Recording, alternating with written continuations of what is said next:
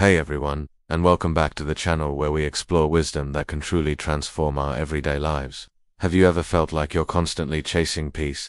You try so hard to be calm, maybe meditate, maybe just tell yourself to relax, but instead of finding stillness, your mind gets even louder.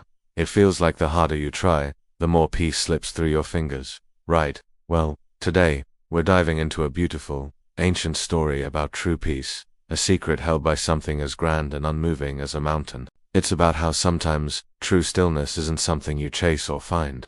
It's something that simply appears when you finally stop trying so hard. Our story takes us far above a peaceful valley, where the clouds gently kiss the mountain peaks and the air is filled with the fresh scent of pine. Here, nestled amongst the trees, stood a quiet temple, a place that seemed to embody deep silence and steady peace.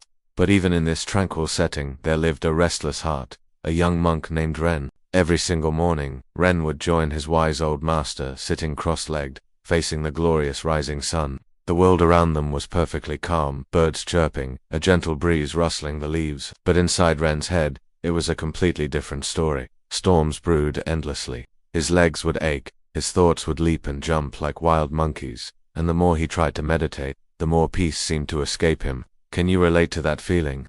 That internal battle when all you want is quiet? One particular morning, after yet another failed attempt to still his mind, Ren sighed heavily and lowered his head in defeat. "Master," he confessed, his voice tinged with frustration, "I just can't do it. My legs hurt, my mind won't stop. I try so hard, but peace never ever comes." The old master slowly opened his eyes, his gaze soft and incredibly kind. He looked at Ren and simply said, "The wind moves to Ren, but the mountain does not mind." Ren frowned, completely confused by his master's words. "But, master," he replied, "the mountain doesn't have a mind to wander, does it?" The old man chuckled quietly, a warm, gentle sound. "Then come," he said, "let's take a walk." And so, they began their journey up a narrow stone path, their sandals making soft, rhythmic sounds against the ground. The air was cool and crisp, a welcome change from the stifling heat of Ren's internal struggle. Birds sang cheerfully from the treetops, and far below they could hear the soft whisper of a river winding through the valley. After a little while, they reached a rocky cliff, a perfect vantage point. From there they could see the majestic mountain rising across the valley, tall, absolutely still, and often wrapped in slow-moving, ethereal clouds. "Look there," the master said, pointing towards the magnificent peak. "What do you see, Ren?" Ren gazed at the mountain, his eyes tracing its contours.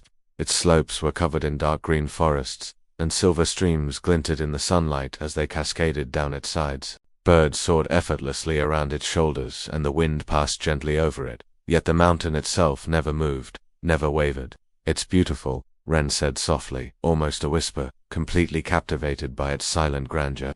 The master nodded, a knowing smile playing on his lips. "It doesn't try to be still," he whispered back. "It just is asterisk." Ren watched in silence, taking in the profound simplicity of that statement. The trees swayed in the breeze, the clouds above shifted and changed shape. Rivers flowed ceaselessly, but the mountain stood firm and calm through it all. It was strong, incredibly patient, completely unmoved by the world happening around it. "Peace," the master then said, his voice carrying the weight of ancient wisdom, "is not something you do asterisk. It is what remains when you stop doing asterisk." Ren blinked, the words echoing in his mind. "Stop doing?" he asked, a hint of surprise in his voice. The master smiled warmly. "Yes, you try to stop your thoughts, you force yourself to be calm.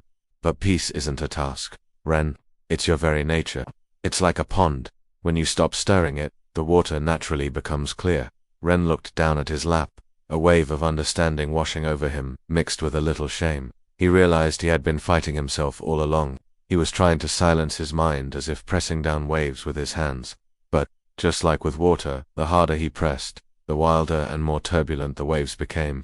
So, without a word, he sat down beside his master on the cold stone ground. This time, he didn't straighten his back rigidly. He didn't force his breath into a particular rhythm. He didn't even try to chase away his thoughts. He simply sat. The wind touched his face softly, a gentle caress. The trees rustled their leaves in a quiet symphony. The faint, earthy scent of soil and recent rain filled the air around them. For what felt like a long time, nothing special happened in the dramatic sense, no sudden enlightenment, no bells ringing. Yet, something profound within him began to settle. The incessant noise in his head slowly, gradually faded, like distant thunder rumbling far away after a storm. He opened his eyes, a faint, peaceful smile gracing his lips. "Master," he said quietly, his voice filled with a new understanding, "I think I finally understand. The mountain doesn't try to be calm. Yet it is calm." The master replied softly, completing Ren's thought. "When you stop trying to control stillness, stillness finds you." Ren looked again at the majestic mountain. In that moment, he felt as though it was looking back at him, not speaking, not moving, but simply being asterisk. And in that silent, profound exchange, Ren finally understood what true peace truly meant. It wasn't about an absence of thought or feeling, but an absence of resistance to them. From that day forward, Ren continued his morning meditations, but with a completely different approach. He didn't struggle anymore. When his legs ached, he let them ache. When his mind wandered, he let it wander, observing it like passing clouds rather than trying to grasp them. He stopped fighting and instead started allowing. Slowly, beautifully, a transformation began to happen. The internal noise softened. His breaths became deeper, easier, more natural. His body, once restless and agitated, started to feel grounded, steady, like the very earth beneath him. Sometimes, the master would observe Ren from afar, a quiet, knowing smile on his face. The young monk who once fought his own thoughts now sat with the serene patience of the mountain itself. When other young monks would complain about their own restlessness, Ren would tell them, with gentle wisdom, the mountain does not chase calm. It becomes calm because it never tries to be anything else. And the others would fall silent, because they could feel that his words weren't just spoken wisdom, they were words that were deeply lived. This beautiful story teaches us a profound truth. The mountain does not move when the wind blows. It doesn't chase stillness.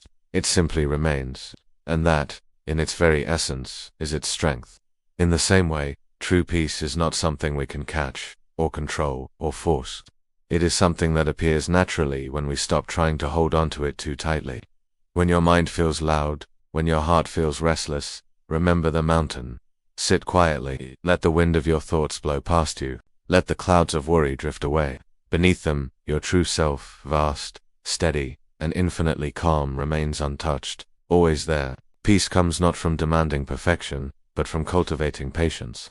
Not from attempting to control every fleeting thought, but from the gentle act of surrender. So, the next time you feel overwhelmed, take a deep breath, feel the air move through you, and then let it go. Try to be still, like the mountain, and watch as peace finds you, all on its own. If this story resonated with you, if it touched your heart and offered a moment of calm, please share it with someone you know who might need a reminder to pause and breathe. And if you'd like to hear more stories that bring peace, reflection, and timeless wisdom into your day, I'd be so grateful if you'd gently subscribe to our channel. Your next moment of calm, your next insight, is waiting for you right here, in the silence between breaths. Thank you for watching, and see you in the next video.